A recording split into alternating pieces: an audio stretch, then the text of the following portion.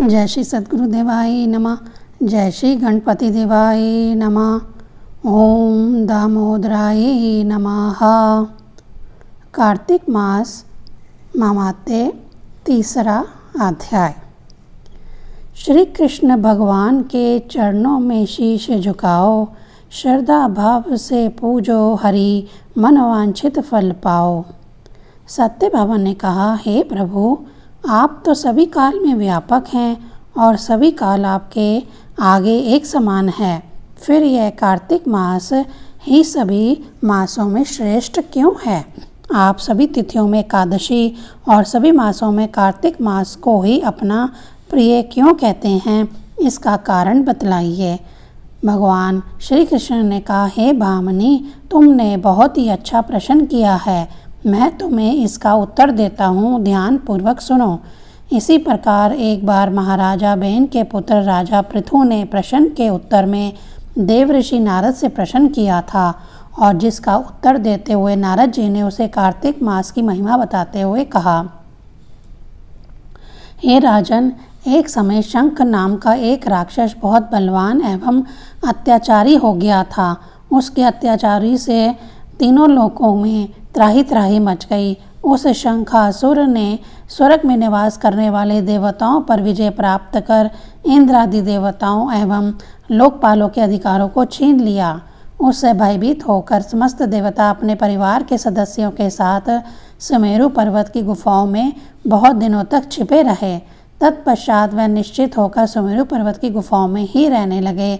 उधर जब शंख असुर को यह बात का पता चला कि देवता आनंद पूर्वक सुमेरु पर्वत की गुफाओं में निवास कर रहे हैं, तो उसने सोचा कि ऐसी कोई दिव्य शक्ति अवश्य है जिसके प्रभाव से अधिकारहीन यह देवता अभी भी बलवान हैं। सोचते सोचते वह इस निर्णय पर पहुंचा कि वेद मंत्रों के बल के कारण ही देवता बलवान हो रहे हैं। यदि इनसे वेद छीन लिए जाएं तो वे बलहीन हो जाएंगे। ऐसा विचार कर शंखासुर ब्रह्मा जी के सत्यलोक से शीघ्र ही वेदों को हर लाया। उसके द्वारा ले जाया जाते हुए भय के उसके चुंगल से निकल भागे और जल में समा गए। शंखासुर ने वेद मंत्रों तथा बीज मंत्रों को ढूंढते हुए सागर में प्रवेश किया, परंतु ना तो उसे वेद मंत्र मिले और ना ही बीज मंत्र। जब शंखासुर सागर से निराश होकर वापस लौटा तो उस समय ब्रह्मा जी पूजा की सामग्री लेकर सभी देवताओं के साथ भगवान विष्णु की शरण में पहुँचे और भगवान को गहरी निद्रा से जगाने के लिए गाने बजाने लगे और धूप गंध आदि से बारंबार उनका पूजन करने लगे। धूप दीप नैवेद्य आदि अर्पित किए जाने पर भगवान की निद्रा टूटी और वे देवताओं सहित ब्रह्मा जी को अपना पूजन करते हुए देखकर बहुत प्रसन्न हुए तथा कहने लगे, मैं आप लोगों के इस कीर्तन एवं मंगलाचरण से बहुत प्रसन्न हूँ। आप अपना अभीष्ट वरदान मांगिए, मैं अवश्य प्रदान करूँगा। जो मनुष्य अश्विन शुक्ल की एकादशी से देवोत्थान एकादशी तक ब्रह्म मुहूर्त में उठकर मेरी पूजा करेंगे, उन्हें तुम्हारी ही भांति मेरे प्रसन्न होने के कारण सुख की प्राप्ति होगी। आप लोग जो पाद आर्ध आचमन और जल आदि सामग्री मेरे लिए लाए हैं, वे अनंत गुणों वाली होकर आपका कल्याण करेगी। शंखासुर द्वारा हारे गए संपूर्ण वेद जल में स्थित हैं। मैं सागर पुत्र शंखासुर का वध करके उन वेदों को अभी लाया देता हूँ। आज से बीज मंत्र और वेदों सहित मैं प्रतिवर्ष कार्तिक मास में जल में विश्राम किया करूँगा। अब मैं मत्स्य का रूप धारण करके जल में जाता हूँ। तुम सभी देवता भी मुनीश्वरों सहित मेरे साथ जल में आओ। इस कार्तिक मास में जो मनुष्य प्रातःकाल स्नान करते हैं, वे सब यज्ञ के अवभृत स्नान द्वारा भली भांति नहा लेते हैं।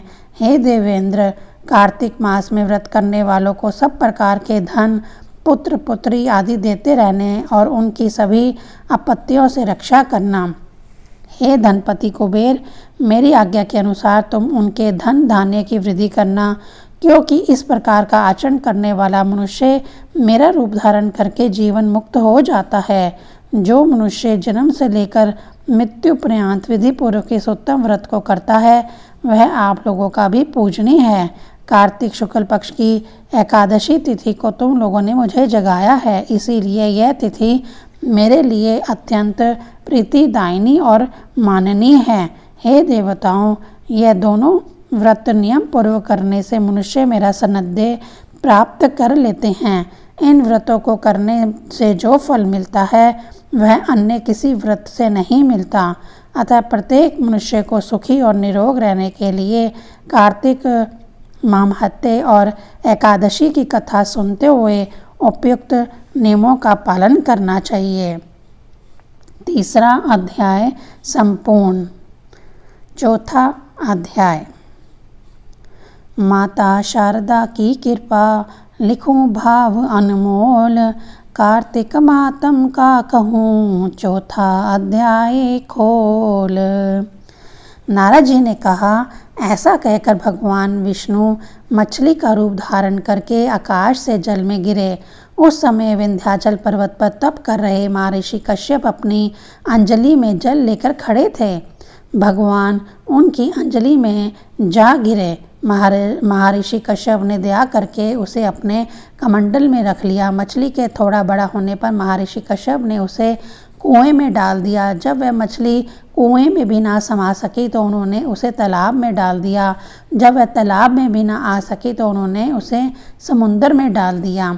वह मछली वहाँ भी बढ़ने लगी और मत्स्य रूप भगवान विष्णु ने इस शंखासुर का वध किया और शंखासुर को हाथ में लेकर बद्रीवन में आ गए।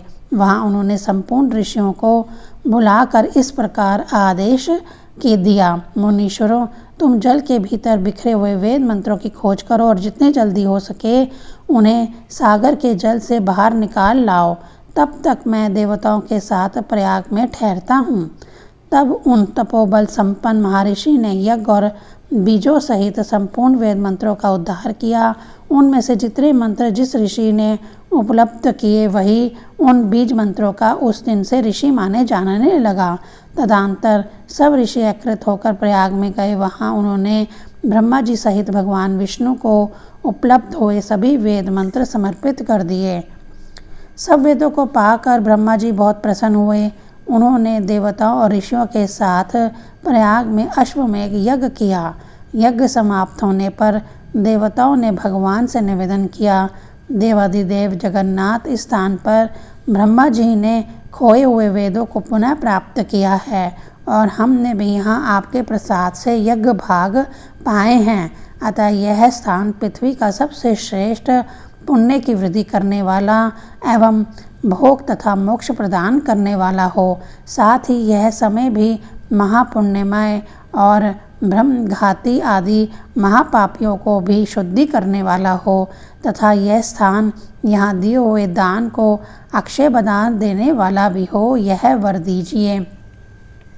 भगवान विष्णु बोले, देवताओं, तुमने जो कुछ कहा है वह मुझे स्वीकार है। तुम्हारी इच्छा पूर्ण हो। आज से यह स्थान ब्रह्म क्षेत्र के नाम से प्रसिद्ध होगा। सूर्यवंश में उत्पन्न राजा भागीरथी यहाँ गंगा को ले आएंगे और यहाँ सूर्य कन्या यमुना से मिलेंगे।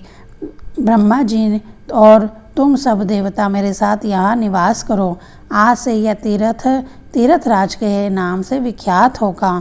तीर्थराज के दर्शन से तत्काल सब पाप नष्ट हो जाएंगे।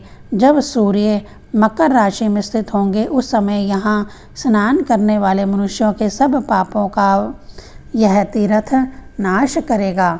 यह काल भी मनुष्यों के लिए सदा महान पुण्य फल देने वाला होगा। माघ में सूर्य के मकर राशि में स्थित होने पर यहाँ स्नान करने से सालोक्य आदि फल प्राप्त होंगे। देवाधिदेव भगवान विष्णु देवताओं से ऐसा कहकर ब्रह्मा जी के साथ वहीं अंतर्ध्यान हो गए। तत्पश्चात इंद्र आदि देवता भी अपने अंश से प्रयाग में रहते हुए वहाँ से अंतर्ध्यान हो गए।